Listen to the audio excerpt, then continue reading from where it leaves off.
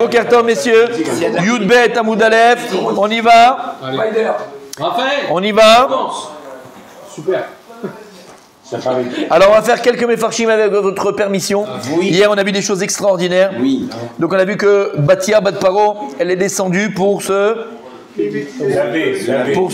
laver, mais pour se convertir. Pour se convertir, n'oublie pas. Voilà, exactement.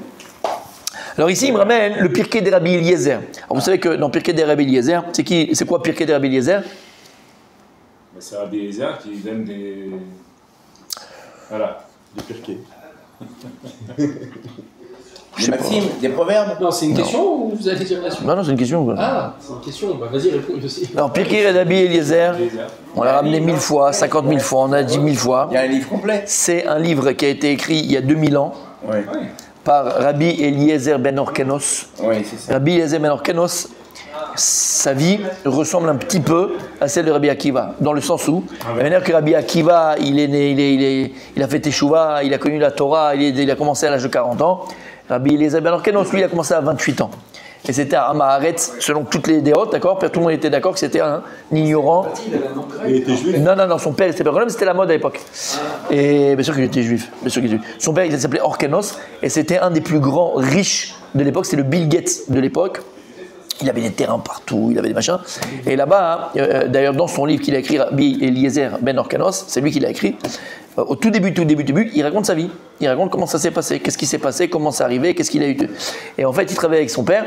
Et un jour, son père il est passé, il le voit pleurer. En fait, il travaillait dans des terres, mais qui étaient en montagne, dans la montagne. Donc, vous savez que en montagne, il est plus dur. Et donc, il travaille. Et un jour, son père, il passe et il le voit pleurer. Et son père, il se dit, bon, bah, sûrement parce que c'est compliqué, c'est difficile, c'est dur pour lui, c'est dur de travailler. Il dit, mon fils, ne pleure, arrête de pleurer, n'aie pas peur, ça va, je suis là, je suis ton père quand même, ok, travaille pour moi, mais je suis comme ton père. Je vais te faire travailler dans les vallées, dans les champs, là-bas, voilà, dans les plaines, c'est plus facile. Alors lui, pourquoi il pleurait? Parce que là-bas, c'est écrit avant, hein, qu'il était en train de taper, il se dit, mais qu'est-ce que je suis en train de faire en fait? Et ça va beaucoup de personnes, moi j'ai connu des gens comme ça qui ont fait Teshuva. S'ils regardent les cours, et cette personne, je pense qu'elle regarde les cours, d'accord, il était avec moi à Jérusalem, il a une très belle histoire, ce monsieur-là. Et il gagnait super bien sa vie. Il avait une vie de rêve. On va dire de rêve presque, parce que ça veut rien dire de rêve, mais de vie de pacha, vie de rêve, ce que tu veux, une vie vraiment toute tracée, tout était nickel. Voilà. Et à un moment donné, c'est le gars, il pouvait plus se lever le matin. Il se levait le matin, il se voyait dans la glace, il pleurait le mec. Il dit, mais faites qu'est-ce que je fais quoi? Et après, je fais de l'argent, je fais machin, je fais mon footing le matin, je fais le truc, et après, il a eu le... Exactement, non, mais il a compris que c'était pas le seul but de la vie, mais c'est venu de l'intérieur, quoi. Mais c'est venu de l'intérieur. Et il y a beaucoup comme ça. Et là, Rabbi Eliezer, donc avant qu'il soit Rabbi Eliezer, pareil, il dit, mais qu'est-ce que je fais en fait? Toute ma vie, je vais taper la terre à mettre du chou et du machin, et le maître du monde et machin, il connaissait rien. Il a eu un éveil de Teshuva. Qui voient ça directement, c'est des gens qui étaient dans un des deux extrêmes. Ou qui étaient très riches ou très pauvres. Exactement. Parce qu'ils ont touché quelque chose d'extrême. C'est vrai. Mais aussi, c'est un cadeau du ciel, hein, parce que c'est venu de l'intérieur. À un moment donné, le type, c'est des gens qui, quand même, ont une certaine réflexion de la vie, une philosophie de la vie. Parce qu'ils se disent, bon, qu'est-ce que je fais? Il se met à pleurer. Et il pleurait pour ça. Mais son père, il n'a pas compris que c'était pour ça qu'il pleurait. Et il voulait aller étudier. Il ne savait pas le Aleph-Bet. Aleph-Bet, il ne connaissait pas. Il ne savait pas lire. Il ne savait pas faire Shema Israël. Shema Israël, il ne connaissait pas. Donc, tu sais, ça me fait rire aussi. On dit, ouais, dans quelle génération on est? On parle de Tanaïm. On parle à l'époque des Tanaïm, où Loyada Shema Israël. Il ne savait pas c'était quoi Shema Israël. Bref, alors son père, il croyait que c'était juste pour lui. Et qu'est-ce qu'il a fait? Il l'a pris et il l'a mis dans les plaines, dans les vallées, dans les champs. Plus facile. Le père, il repasse, il le voit pleurer. Arrête! Je t'ai mis là-bas, je t'ai fait là-bas, protection, papa, machin, qu'est-ce que tu pleures? Arrête de pleurer. Même ça, c'est difficile, t'es un bon à rien. Il dit, papa, tu comprends pas, c'est pas pour ça que je pleure. Papa, je veux aller étudier la Torah. Son père, il est tout. C'est comme aujourd'hui, tu dis à ton fils, il vient te dire, papa, je vais aller à l'Yeshiva. Les parents, on dirait qu'ils te parlent, qu'est-ce qu'il lui a. Quelle mouche l'a piqué? Mais pourquoi? Un pingouin? Mais qu'est-ce que j'ai fait pour Hachem? Hachem, qu'est-ce que j'ai fait pour avoir un enfant dans la Yeshiva? Hachem! Aïe, aïe, aïe, aïe, aïe, aïe, aïe, aïe, aïe, aïe. Ça va venir. Ah, tzadik. Alors que c'est la plus belle chose qui peut t'arriver dans la vie. Bref, Aaron Krenos, il a dit, mais mon fils, arrête. Allez, c'est un mauvais passage, ça va te passer. Mon fils, il dit non, mais je connais rien. Il dit, regarde mon fils, t'as 28 ans, t'es truc. Le temps, il est passé. Si tu avais pris depuis petit, je t'aurais dit d'accord. Mais c'est fini. Regarde, travaille, fais-toi de l'argent. Et si pour toi c'est important, tu te maries, tu as des enfants. Et tes enfants, tu aimerais aller à l'Yeshiva, tu aimerais au Talmud Torah. Dis, papa, tu comprends pas, c'est moi qui veux, papa, c'est moi qui veux. Il avait une telle soif de Dieu, d'Hachem, d'Akadosh Baruch Hu, il a tout lâché, il est parti. Il est parti chez Rabbi Yochanan, l'Yeshiva de Rabbi Yochanan. Et d'abord, Mechila, avant ça, c'est merveilleux, c'est magnifique. Avant ça, il ne sait pas quoi faire. Et pour ça, il ne savait pas quoi faire. Et il a. Ouais. Et avant ça, Mechila, il a jeûné. Pendant 14 jours, il a jeûné. Pourquoi? Pour avoir une réponse, pour savoir ce que je dois faire. Il avait tellement sûrement aussi de bêtises avant, parce que, bon bref, bêtises, d'accord, c'est compris. Pour. Il ne savait pas quoi faire, quoi. Et donc, il s'est dit, je vais jeûner, je vais essayer de me. Et peut-être que j'aurai. Il a jeûné, après ces 14 jours-là, hein, il a eu Gilouï, il a eu un avis. Il a eu un avis. Il lui a dit, mon fils, va tuer chez Rabbi Yochanan Ben Zakkai. C'est lui qui lui a dit, va tuer chez Rabbi Yochanan. Et donc il a tout lâché, il est parti tuer chez Rabbi Yochanan. Son père l'a déshérité. Déshérité complètement. Il a dit, c'est quoi ce bon à rien? C'est quoi ce bon à rien là? C'est quoi ce nul? Alors ce que tu vas croire, tu vas dire, mais Orkanos, bon, tu vois, c'était un Maharet, il connaissait rien, machin. C'était un des plus grands donateurs de toutes les yeshivot de l'époque.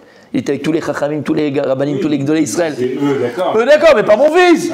D'accord. Eux, bon, ils ont un problème psychomagnétique. Ok, c'est pas grave, mais pas mon fils. Il a fait. C'est là que tu vois que t'aimes la Torah ou pas, tu vois ce que je veux dire? Bref, il est parti tuer. Il arrive là-bas, il a dit, je vais tuer la Torah.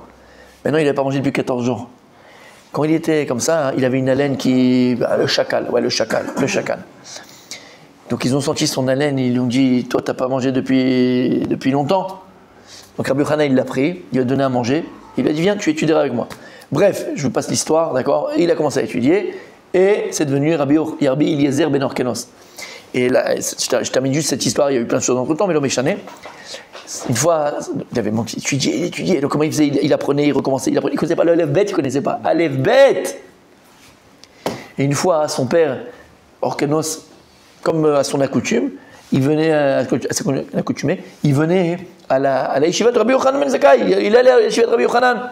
Il allait voir le tzaddik, il donnait un petit chèque pour le machin. Attention, il donnait. Rabbi Yochanan, il voit que Orkenos, il arrive. C'était après des années. Et il dit, viens t'asseoir à côté de moi, c'est marrant.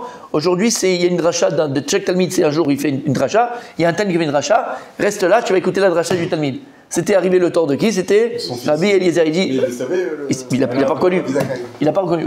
Oui, mais lui, il l'a fait exprès. Okay. Il a dit, viens t'asseoir à côté de moi. Il savait. Okay. Donc il lui a dit, vas-y, toi, lève-toi et fais-nous la dracha d'aujourd'hui. Écrit là-bas, il s'est levé, il a fait la dracha. Hein. Écrit que toute la pièce, elle s'est remplie de lumière, bien de spirituel, pas de lumière, machin, d'accord? Une dracha que personne n'a écouté, personne n'a entendu. Extraordinaire. Alors que nous, il a entendu ça. Il a dit, regardez, écoute bien. Il a dit, Alvaï, que j'aurais eu un fils comme ça, d'une telle. Il ne savait pas, il n'a pas reconnu son fils. Il avait le beubard, le machin, il avait tout changé. Tu sais que la Torah, elle change. Ouais. Quand quelqu'un, avant, il faisait des bêtises, et après, il a la Torah. La Torah, elle change le visage d'une personne. Elle n'a pas le même éclat, le même esprit. Le pnim, c'est panim. Panim, c'est pnim. Et donc, il a dit, approche-toi, mon fils. Et il embrassait le front, Rabbi Yochanan. Et il lui a dit, le fils de qui tu es? Il avait son père, mais il n'a pas reconnu. Il lui a dit, Ben Orkenos Sani. Je suis le fils d'Orkenos. Il a reconnu son fils. Et là, c'est écrit là-bas qu'il a déshérité tous ses autres enfants. Il a eu toute sa fortune à Rabbi Eliezer Ben Orkenos. C'est très impulsif. Alors, les Mefarshim, j'ai cherché de long en large, est-ce que c'était un Marocain? Je ne sais pas, l'histoire ne le dit pas. Mais il était un peu impulsif. Et comme ça écrit, il a déshérité tous ses enfants. Déshérité. Il a donné toute sa fortune à Rabbi Eliezer Ben Orkenos. Bon, mais Rabbi Eliezer, il a donné aux autres. Exactement. Il n'a pas voulu prendre cet argent-là. Mais l'homme est chané. Voilà, c'était qui Rabbi Eliezer Ben Orkenos. Et c'est lui qui raconte sa vie dans son livre-là. Ça, c'est que le début. Puis après, c'est que des scoops. C'est un message après, pour nous, on peut y arriver, quoi. Non, c'est pas ça que je voulais dire. Non, c'était juste histoire. Je plaisante, bien sûr. Mais c'est Vada et c'est pour dire qu'en vérité, c'est une histoire de volonté. Et moi, le plus grand moussard que j'ai appris. On a tendance à dire, bon, on fait ce qu'on peut, mais bon, on va faire pour nos enfants. Exactement. C'est exactement ça. C'est l'onachon. Non, ça veut dire ne mets pas ta vie de côté en disant, bon, mes enfants. Exactement. De volonté, pas d'envie. Mais aussi, il faut la volonté qui soit nourrie par l'envie. Parce qu'une volonté, c'est quoi un ratson? En fait, quand on dit Endavar ben Ratson, c'est quoi le vrai ratson? Personne ne connaît c'est quoi le ratson. Voilà, ça c'est un ratson de malade. Non, c'est que l'envie, c'est le cœur et le ratson, c'est la raison. Non, l'envie, c'est voilà, la zigounette plutôt. Oui. L'envie, c'est ta vote, quoi. C'est les pulsions. Voilà, pulsion. La volonté, c'est quelque chose de réfléchi. C'est pas l'envie. Moi, j'ai envie d'une glace, tu vois ce que je veux dire? Tu vois ça? J'ai envie de me la faire, tu vois ce que je veux dire? Mais quand je veux, c'est plus de l'envie. Non, la partie de Shkob. J'ai envie de me faire une partie de Shkob. D'accord, c'est compris. Donc, t'as compris ce que je veux dire par là? T'as compris ce que... Mais pour moi, le plus grand moussard que j'ai appris quand j'avais lu j'avais étudié, parce que ça s'étudie, le Rabbi Eliezer. Le plus grand pour moi moussard qui a écrit dedans, on le connaît avec Rabbi Akiva, la volonté, comme on a dit, Bavadaï, ça c'est Barour. D'accord, quand quelqu'un il veut, il n'y a pas d'âge. Ça c'est vrai. Mais là, le plus grand moussard, c'est qu'il a écrit là-bas qu'il était encore Eliezer. Il ne s'appelle pas Rabbi Eliezer, il n'était rien du tout, d'accord? Et il a jeûné pendant 14 jours. Et qu'est-ce qu'il a eu? Gilou et le Navi. Et le Navi. C'est-à-dire qu'il n'était rien encore, il n'avait même pas appris, il n'avait rien du tout. Donc tu vois que finalement, même pour mériter, il y a eu un avis, entre guillemets, des Gilouim extraordinaires, voire c'est un exemple, des dévoilements extraordinaires d'Akadosh Baruch Hu. C'est pas forcément par rapport à l'étude elle-même, c'est par rapport à la volonté d'eux. Parce que comme il y a écrit là-bas, dans Pirkei Avot, d'accord? Il y a écrit dans Pirkei Avot, Ezeu Chacham Alomen Mikol Adam. D'accord? Et on te dit, c'est quoi le chacham? Quelqu'un qui apprend, parce que ça c'est un siman, quelqu'un qui est capable d'apprendre de n'importe qui, je dis bien de n'importe qui et de n'importe quoi. Siman, c'est quelqu'un qui veut et qui recherche la chorma et l'intelligence, d'accord? L'intelligence. Et donc en vérité, il disait, Rabbi Yuna, il dit, en vérité, quelqu'un qui est intelligent, mais qui ne recherche pas la chorma, qui ne recherche pas l'intelligence, qui ne recherche pas, ça ne l'intéresse pas, mais il est intelligent de nature, ok? C'est Dieu, il a créé comme ça, il dit, pêche ou? C'est un abruti. C'est un imbécile. En vérité, c'est un abruti. Par contre, quelqu'un qui ne l'a pas, mais qui la recherche, qui la veut, qui la désire profondément, Chachamou. Lui, il est appelé Chacham. Lama, parce qu'on est déjà ce que l'on veut être. Écoute bien ce que ça veut dire. Parce qu'à partir du moment où tu le veux véritablement, c'est que tu l'es. Parce que tu ne peux pas vouloir quelque chose que tu n'es pas. Si tu es attiré par, c'est que tu l'es. Ce que je vais dire un petit peu. Si le gars, rappelez-vous, ça va te rappeler, si le gars est capable de manger dans le trou qu'il vient de faire avec les égouts et manger le houmous, c'est qu'il est. On n'est qu'une volonté. Non mais c'est exactement, t'as compris ce que ça veut dire? Donc à partir du moment où tu le veux, tu l'es. S'il y a la pas sur terre, si tu dis simplement de la vouloir. Exactement. Mais ce qui est extraordinaire, c'est que tu l'es. C'est pour ça il a fait, écoutez bien, Blainara, écoutez bien ce qu'il vient de penser. Mais il n'a pas dit. Parce que lui, il a écoute bien. Une glace à deux boules. Écoute. Mais quoi? Mais c'est un mec-là. Je crois qu'il ne faut même pas réfléchir à ce qu'il dit en fait. Je n'ai pas entendu. Continue. Ouais. C'est pour ça que Rabbi Asher Nissim, Shasa Nissim Lavotein, il a dit, c'est ce qui est écrit dans Masechet Kiddushin, si quelqu'un maintenant il vient et c'est un rachat, et il court après une femme entre guillemets, court dans le sens, il lui fait la cour, et il lui dit, regarde, je t'en supplie, épouse-moi. Il dit, Ariat Megushetli, Almenat Shani Tzadik.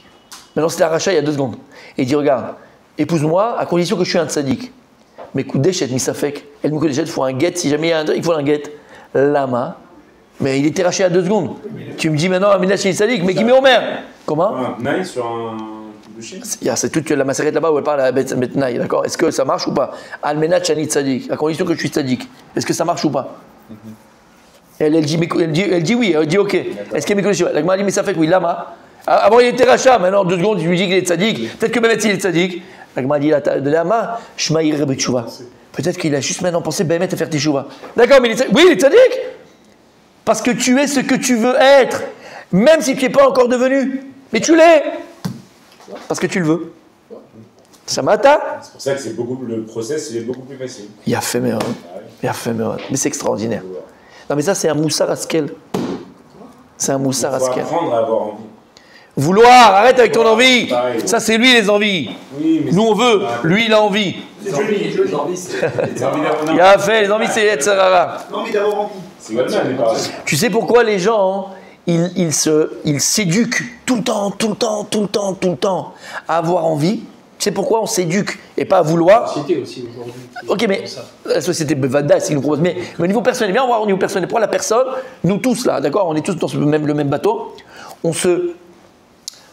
Non. Voilà, on se conditionne, on cherche et on cherche, d'accord? aux envies. Et pas la volonté. Et pas à vouloir. On s'efforce à avoir envie. Parce que les ta'avot, quelles qu'elles soient, nous donnent l'impression d'être en vie. D'être quelqu'un. D'où le nom envie.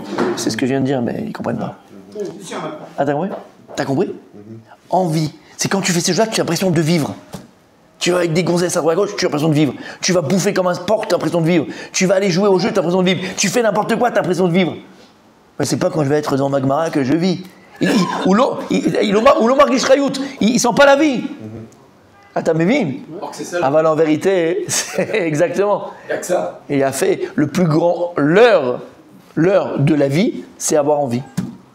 C'est un leurre. Est-ce que les tavotes, elles ont un début et elle a une fin.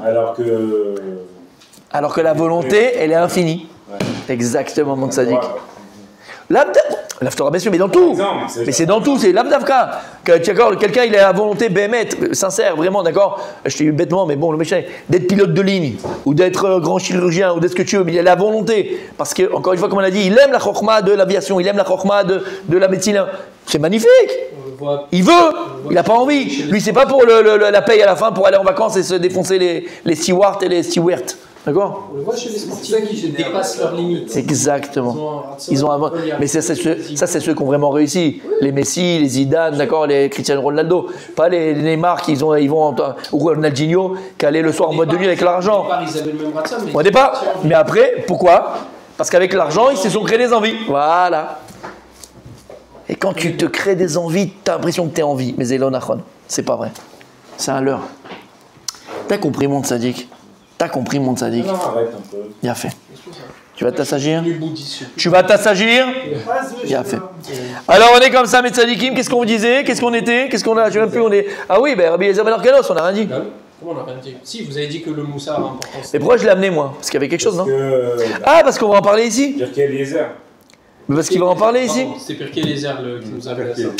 Voilà. Et après, donc, il nous parle de... Puis Maaseh Bereshit, sur tout ce qui s'est passé en Égypte avec les frères de Yosef, machin, il y a des scoops. C'est des chidushim atsumim extraordinaires.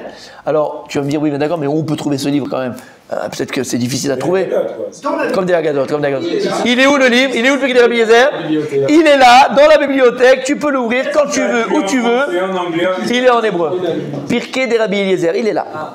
Il est là. Dans quelle langue? En hébreu. Mais c'est de l'hébreu très facile. Très facile. Oui, il y a toujours des gens dessus. C'est la vérité. Alors écoutez bien. Pirkei de Rabbi Eliezer, messieurs, il explique cette histoire de... Là-bas, il parle de l'histoire de Batia qui va descendre pour se... Convertir. Alors, il n'y a pas écrit convertir, c'est pour ça que je précise. Pour se laver, il y a écrit lichotz, pour se tremper. C'est pas ce qu'elle a fait. Alors, il dit comme ça. Perek Memchet, celui qui va aller voir là-bas, c'est Perek Memchet. Et là-bas, il amène une autre raison pourquoi elle est partie de se tromper. Vekach Amrou, comme ça, il a dit Aïta bad paro menugaat benegaim kashim velo aïta yichola lichos bechamin. Elle avait la lèpre. Elle avait plein de boutons sur elle. Et elle ne pouvait pas se tremper. On va voir. Si ça dit, j'ai pas entendu mettre là. Réponds. De quoi? Qui? Non, est-ce que c'était pour la lettre à l'école qui se trempait les deux. pour se convertir? Pas les deux. Les deux, parce que non, si elle avait la la lettre lettre. peut-être. Mais hier, on a dit que c'était pour se convertir hier. C'est social, parce qu'on... Non, là, vous faites exprès. Mais si, vous faites Hier, exprès. on a dit qu'elle s'est trempée pour se convertir. D'accord, mais là, on est dans... Parce qu'elle a la On est dans Pirkei de Rabbi Eliezer, je viens de dire, il amène un autre tam, une autre raison. Donc là, c'est la lettre. Et l'autre raison, c'est quoi qu'il donne? qu'elle a la lettre. Elle avait la lèpre. Vous faites quoi, les mecs? Oui, mais ça veut dire que... Qu'est-ce que tu bois, toi? Ce qu'il dit, c'est qu'il y en a un qui dit ça, un qui dit ça, qui dit vrai, on sait pas. Mais non, mais attends, mais on est dans le Pirkei de Rabbi Eliezer, et regarde ce qu'il dit. Donc lui, il dit non. Pourquoi elle est partie se tromper? C'est pourquoi? Parce qu'elle avait la lettre. Là, c'est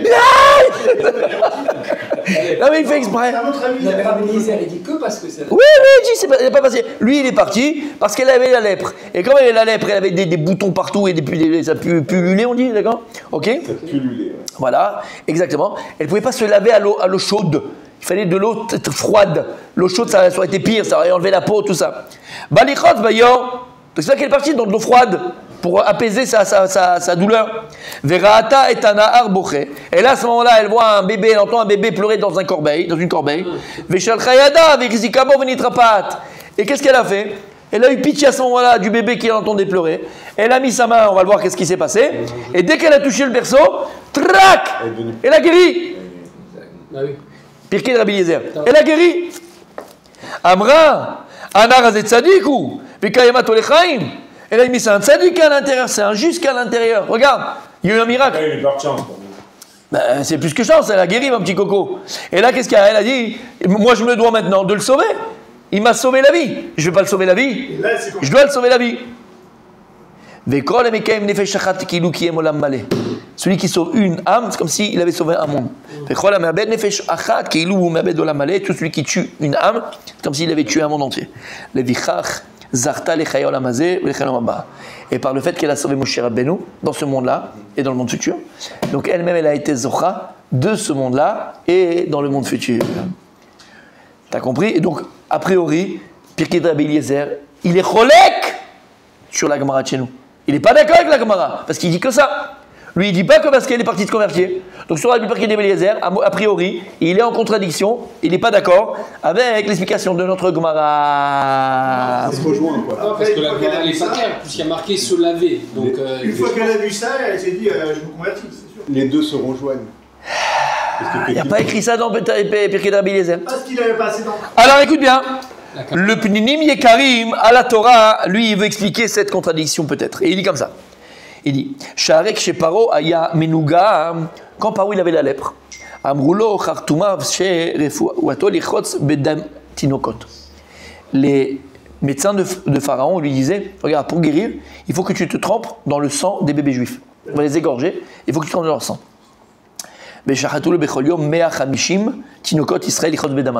Et tous les jours, quand il avait la lèpre, tous les jours, jusqu'à qu'il guérissait, ils égorgeaient 150 bébés juifs, enfants juifs, et ils se trempaient, ils marchaient mauvais zichro, d'accord, le matin et le soir, dans le sang des bébés.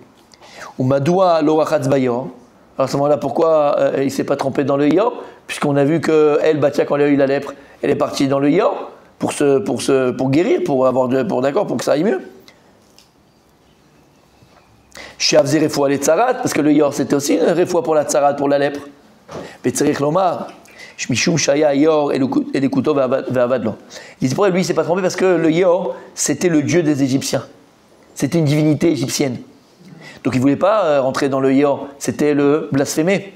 Vayalo lekalon velikanes lavodazara shelo harum. De rentrer nu dans le yor, c'était pour lui un mépris, c'est méprisable, c'est un affront. Oui, c'est une divinité, le yor. Vimken, comment? Non, à côté, sur le bas du yor, pas sur le yor. Vimken, kasher bat paro ratstracham. Alors c'est pour ça qu'on te dit que quand maintenant elle est partie se tremper dans le yor, alors c'était le dieu des Égyptiens. Av shesibat ritsa imishum refoua. Bien que Béhémet, la raison, c'est parce qu'elle avait la lèpre, elle voulait guérir et se tremper à l'intérieur. Mikol makom adavar moré chez Ratsa migula via. Et en fait, ça vient prouver que puisque elle a eu le courage de se tremper dans les yor, qui était une divinité chez les Égyptiens, divinité chez les Égyptiens, et se tremper nu dans ton Dieu, c'est le mépriser. Pourquoi elle a fait ça? Parce qu'à ce moment-là, ça avait comme la Gemara. Donc en vérité, il n'y a pas de contradiction. Vada et qu'elle, au départ, elle est partie pour les réfouas, mais pour elle a choisi le yor, parce qu'elle voulait faire les deux choses. Non seulement la réfoua, mais en plus, elle avait quitté donc l'avodazara de son père, Pharaon, et elle voulait mépriser. Et comment elle a montré ça, qu'elle s'est séparée de l'avodazara de son père et divinité divine, en allant se tromper de nu dans le yor pour mépriser l'or et montrer que c'est rien du tout et que c'est de la pacotille. Et donc elle veut devenir sous les ailes d'Akadosh Baruch Hu. C'est comme si elle était récompensée. Exactement. Et on va plus le développer tout à l'heure. Non, on a encore 10 minutes. Rigolo, hein, c'est pas vrai. Hein. Ok.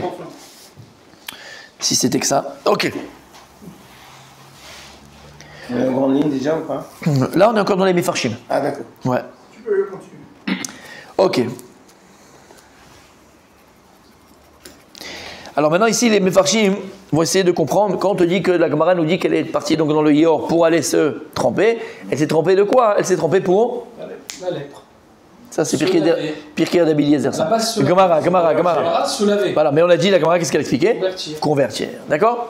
Alors ici les commentateurs vont s'arrêter et expliquer est-ce que c'est vraiment une conversion mamash? De quoi on parle? C'est quoi se convertir? C'est quoi Mishum Gerut? Il n'y a pas de Géout à l'époque, ok? Donc, en fait, c'est renier son Dieu. Alors voilà, on va voir chacun ce qu'il pense.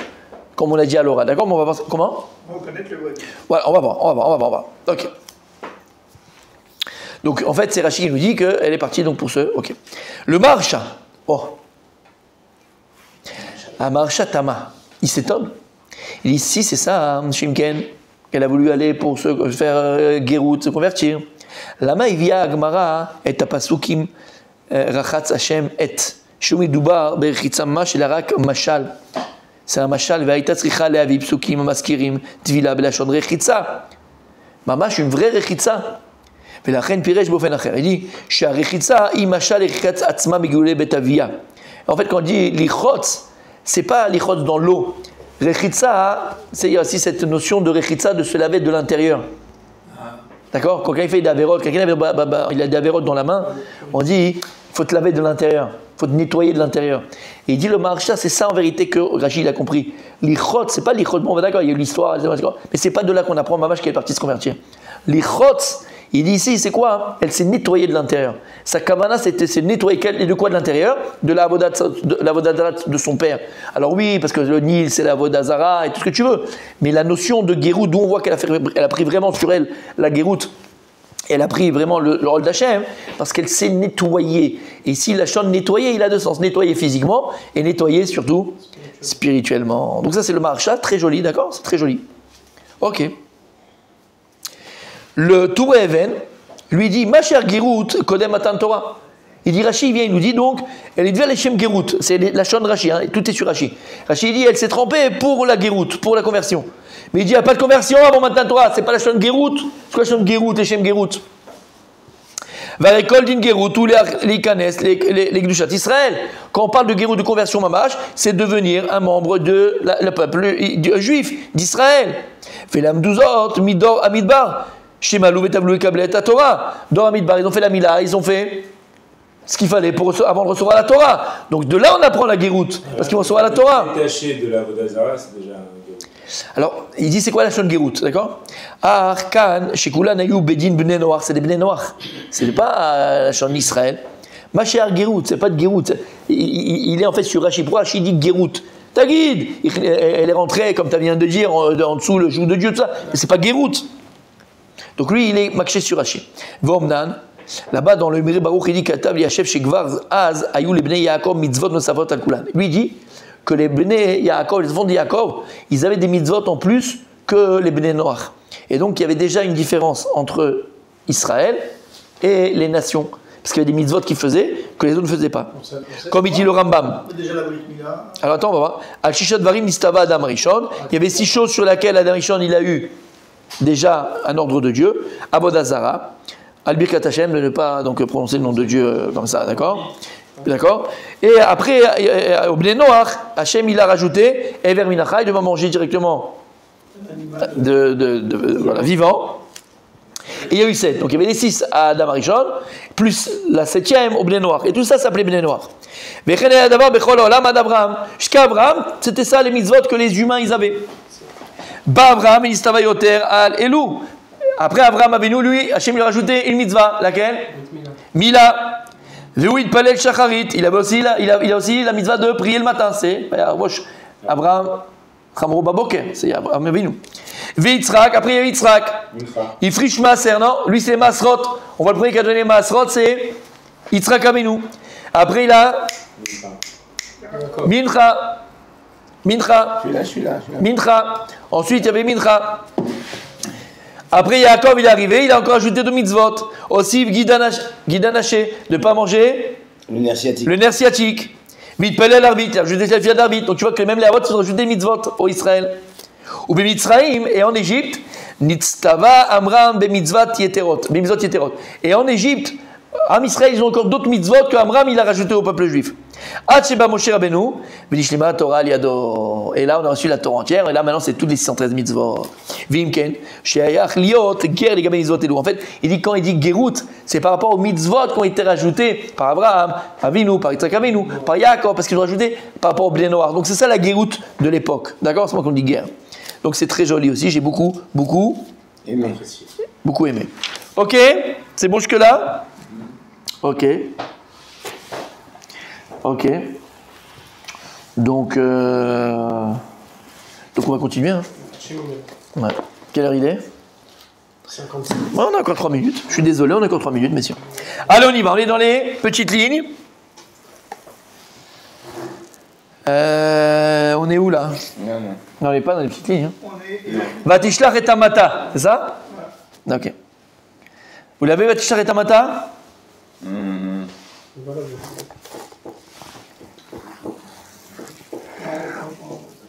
Vous l'avez ou pas, messieurs?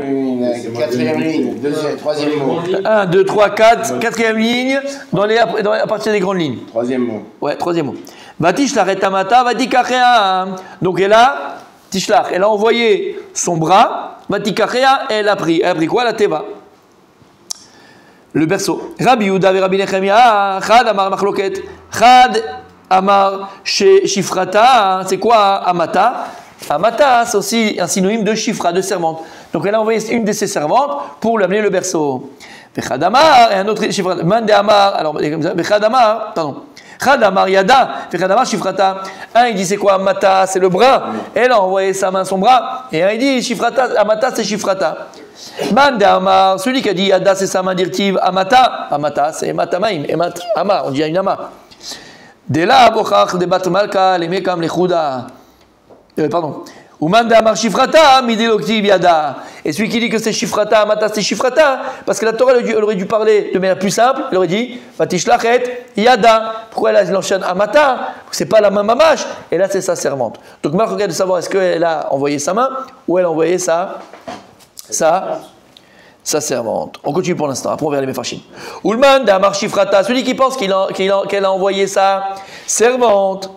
Hamaz ba Gabriel ve Chovatan ba Karka. Arrête, tu m'as dit avant que Hachem il a envoyé Malach Gabriel et il a frappé la terre, elles sont tombées par terre, elles sont mortes. Donc il n'y a plus de Shifra. Comment tu me dis il a envoyé? Il n'y avait plus de servantes, elles sont toutes mortes. Ouais. Il y en a une qui est restée. Des Shir Lachada, des Lavorach, des Bad Malka, les Mikam Nechuda. Il en a laissé une, pourquoi? Parce que c'est pas kavod pour la fille d'un roi de rester seule. Donc il y a Gabriel pour le kavod de Batia, il lui a laissé une. Mais comment ils sont morts? Je sais pas. Hier, on a vu ça. Que lorsqu'elles sont descendues, il a envoyé Gabriel à Kadosh Baruch Hu, il a tapé sur la terre et elles sont mortes de syncope. Parce qu'elles ont contesté d'aller sauver le petit. D'accord? Donc, on verra tout ça. Ulman de Amar Yada, et celui qui a dit, mais Yada, l'Irtov Yada, celui qui dit qu'elle a envoyé sa main. Pourquoi il n'y a pas écrit Yada dans la Torah, il y a écrit Amata? Dis-moi Yada, texto. Akamash Malan. La Torah va t'apprendre un chidouche. Des Ishtar Bav, Ishtar Bouvé. Peut-être qu'il y a un miracle. Et que sa main, elle s'est allongée, Arbe Amot. Beaucoup de mètres. De Amarmar, il a dit Rabbi Irmia, dans ma Seret Megillah, Tetvav Amoudbet. Que sa main, elle s'est allongée de jeter à motte de 2 mètres.